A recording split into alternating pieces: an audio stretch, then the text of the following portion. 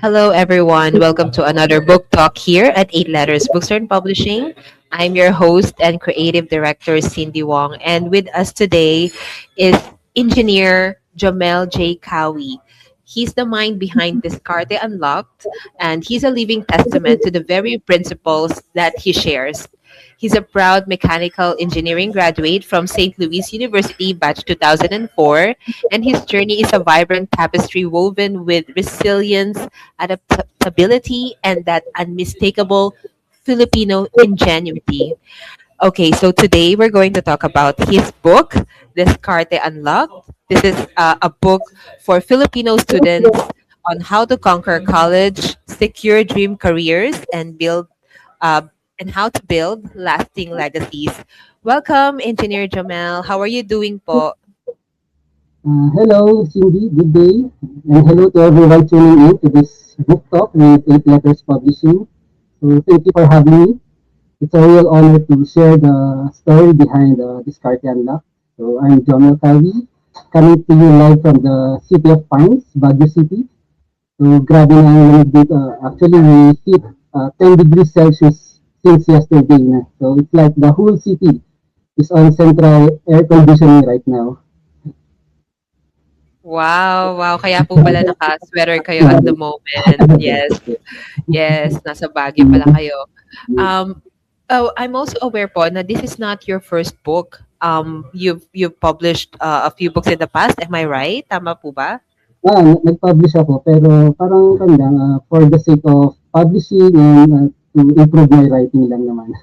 Not as serious as this book. Mm, Mm.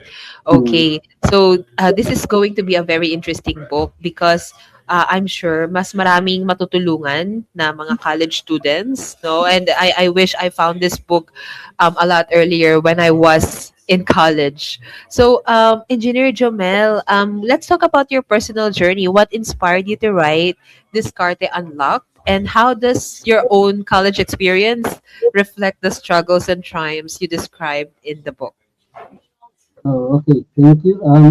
Alam niyo, looking back, my college experience was far from perfect. So dito sa Baguio, people see me the engineer title now, but back then, I was just another student na struggling din. So I experienced the pain points na sinulat ko sa book, yung tipong gipit sa budget, yung pressure na kailangan makapasa dahil hindi biro ang tuition, at yung pakiramdam na ang talino ko naman sa exam pero bakit parang hindi ako handa sa totoong buhay. So I remember those cold mornings here in Baguio, walking to SLU and feeling the weight of the future. So I had the intelligence or talino, yes, but I realized early on na hindi sapat ang formula lang. You need grit.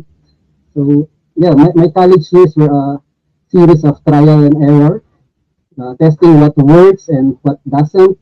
Yung mga triumphs na binabanggit ko sa book, like passing the board exams and landing a job, didn't happen just because I studied hard. They happened because I started to learn the art of discarte. Paano ba makipagkapwa-tao, paano i-manage ang time, at paano maging resilient. But the biggest inspiration that turned those experiences into a book was my late mentor, Engineer Milton Agyao.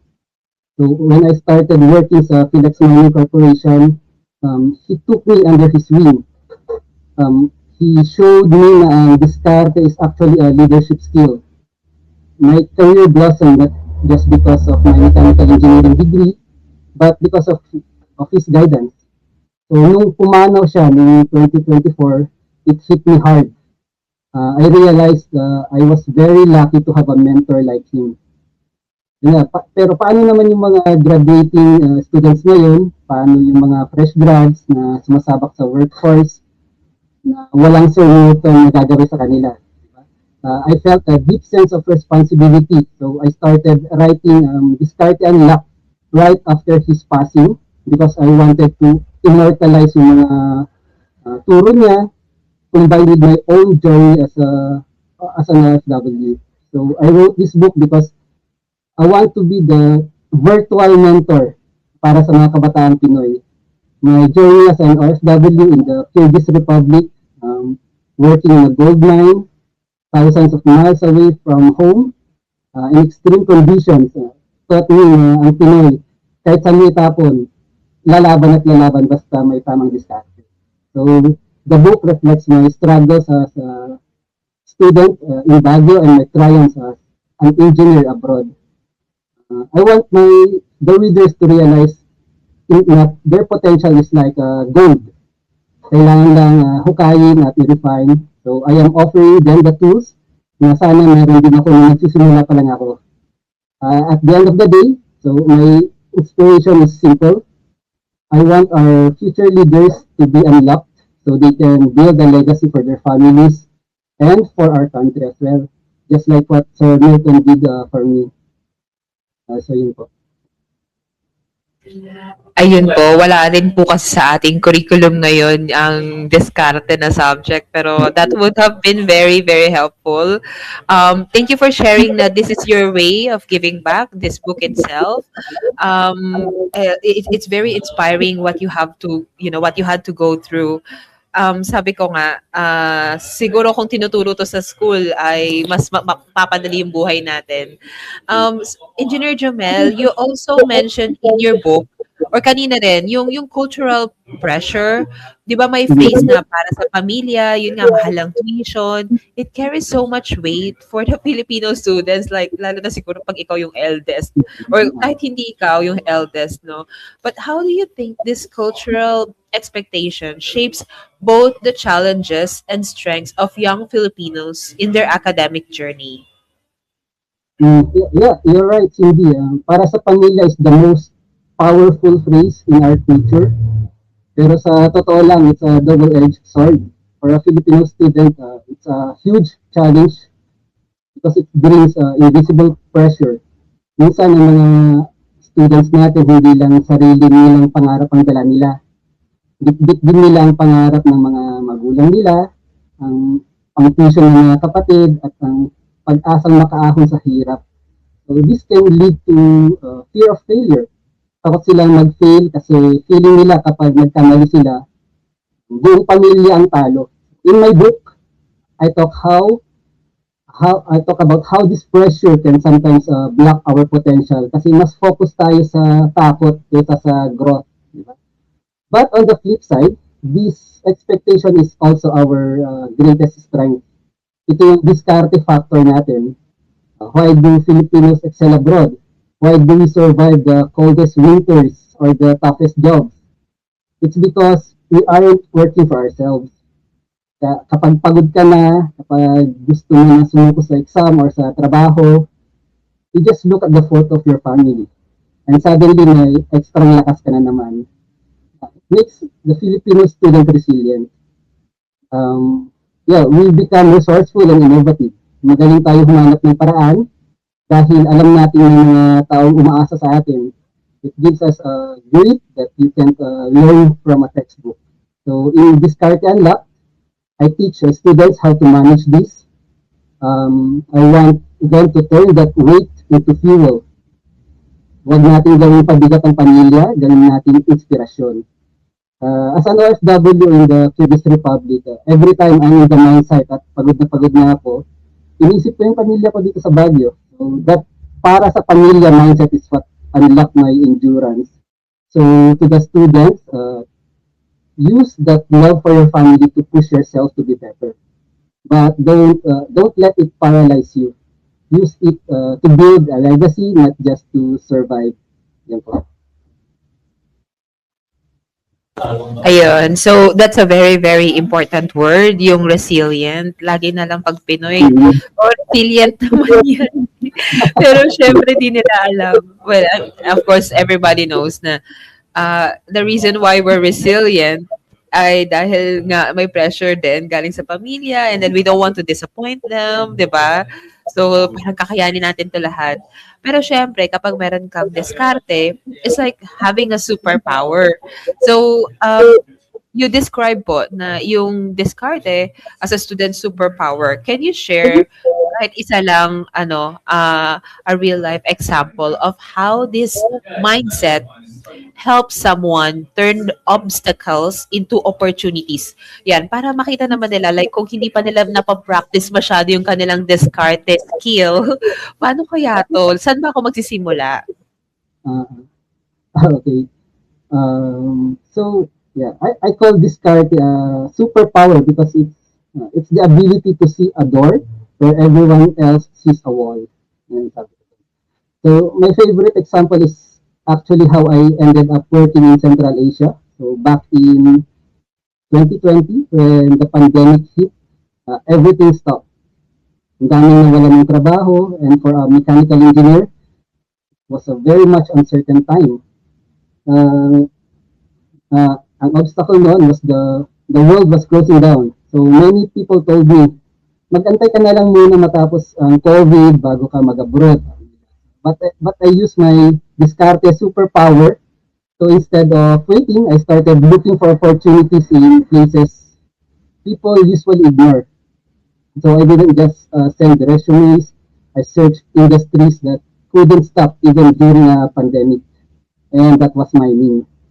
So doon pumasok yung strategic resourcefulness. I had to learn how to navigate international interviews via Zoom, which was back then it was new. So adapt to a culture I knew nothing about, the Kyrgyz Republic, and prepare myself for a fly-in, fly-out schedule in a gold mine. So I transformed the obstacle of the pandemic into an opportunity to level up my career globally. So because I chose Discarte over doubt, I didn't just find a job. I found a career that allowed me to provide for my family during the toughest years. Yun ang superpower. It's the grit to say, kung sarado yung bintana, dadaan ako sa bubong. Ganun. So in my book, I share stories like this because I want students to realize na hindi mo kailangan ng swerte. You just need the diskarte to look at the problem and ask, paano ko ito gagawin stepping stone? When you unlock that mindset, no pandemic or economic crisis can stop you. Wow, so sa pandemic niyo pa yon na i-practice yung diskarte. And of all the places, sa Central Asia pa po talaga, no? So that's very uncommon. And I also didn't know na yung pagiging yung sa mining industry or kung saan po kayo nagwo-work, yun po pala ay bukas pa rin kahit during the time na nagpa-pandemic. That's so good to hear. So bali po, Engineer Jomel, meron ditong mga templates or worksheets sa book nyo, like towards the end, di ba? I would say these are practical tools, pero how do these tools help students move from inspiration to action? And what's one template you believe every student should start with? Okay, so bilang engineer, sanay ako na hindi pwedeng drawing lang. Kailangan may execution. So, inspiration is like a spark plug. Diba, sa sasakyan, spark plug siya. Pero the worksheets and templates are the engine that actually moves you forward. I included these tools because sayang yung motivation kung walang direction. I want the students to move away from sana maging ganito ako to ito ang gagawin ko today. These worksheets serve as their checkpoints para silang GPS. Tinutulungan kanilang i-track kung nasaan ka na at kung paano ka pa kalayo sa goal mo. It turns the big, the scary real world into small manageable tasks. So if there's one template that I believe every student could start with, it's the career roadmap and gap analysis template na nilagay ko. Actually, sa website ko. And bakit ito? Because most students know their destination. Yeah? Gusto ko maging engineer, kanyan. But they don't know the gap. Ano ba yung mga skills na wala pa sa akin ngayon na hinahanap ng mga employers. So, sa template na ito, ililista nila, kumbaga, asan ako ngayon? Where am I now? Ano yung current skills ko? And second, where do I want to be? Ano ba yung requirements ng dream job ko? And how do I fill that gap? So yung mga discarte steps, ilalagay nila doon. So I want them to start with this kasi dito pa lang, madi-disclose na natin yung hidden obstacles. Kapag nakita nila yung gap, doon pa lang sila makakagawa ng tamang diskarte para punan yun. It's about being proactive rather than reactive. And yeah, sa mining, bago kami humukay, may survey muna. Diba? So itong template na ito ang survey ng buhay nila. So it saves them time, energy, and avoids heartaches later on. So once you fill out that first worksheet sa libro ko, uh, the book stops being a story and starts being your personal plan. Ayun. So, yun po. Ayun, that's so helpful. So para sa mga nanonood sa atin ngayon, gusto ko lang i-remind na pwede nang mabili ang Descarte Unlock. So pwede niyo po siyang makuha sa mismong website ni Engineer Jomel. So Engineer Jomel, maybe you can share po yung website. Ano po ba yung URL na Uh, pwede nilang puntahan? yes, they can visit my website, www.engineerph.com. So, yun po yung website natin. Ayun. Sige, i-share po natin yung link na yan sa ating caption. Ayan. Okay, for our next question, many students po ngayon, nag-worry sila sa pagsisecure ng yung dream job nila after graduation, lalo na, 'di ba, napakababa ng employment rate ngayon sa Pilipinas. What advice from the book can help them balance ambition with patience while still building a lasting legacy? Ayan, kasi dahil marami kayong experience at we all know na like at this stage of your life, you've already built a legacy. Mhm.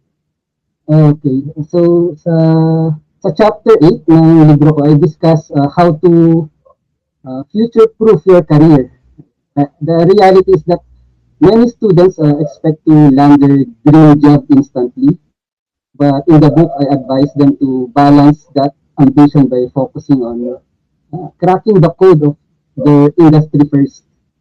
So don't just look for a high salary, prioritize a role where you can truly level up.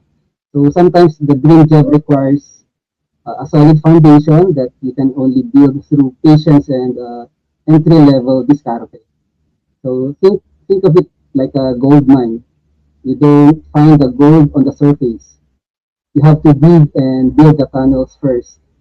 Yung digging phase na yun, uh, those are your first few years in the workforce. It is what prepares you for the bigger opportunities ahead. And also, we must remember that patience doesn't mean being passive. It means being active, actually. So one of my favorite lines in the book is, your network is your net worth. So while you are waiting for that dream job, use your time to build your professional network. As an OFW in the Kyrgyz Republic, I realized that it's who and what you know. Yeah, that opens global doors. So ambition pushes you to aim high, but your network and your career discarte are what will actually get you through the door. And so use that waiting time to build relationships and skills that make you indispensable. So kapag future-proof ka na, you won't have to chase jobs. The jobs will be the ones looking for you. And finally, regarding building a legacy, sorry, madam. So in chapter 9, I discussed the global discarte. So I always tell students that our legacy as Filipinos is more than just remittances or a big paycheck. Legacy is about your Filipino edge, the way you represent our country through excellence and integrity. So my mentor, Engineer Milton, didn't leave me money. He left me a code to live by. Yun ang tunay na lasting legacy. So my advice is, even if you are not yet in your dream job, start building your legacy now by being the person everyone can rely on. Whatever, whether you are in a small office here in Baguio or a global company abroad, your legacy is the impact you leave on your colleagues. So beyond the traditional path, your character is what people will remember, not just your job title. So yun.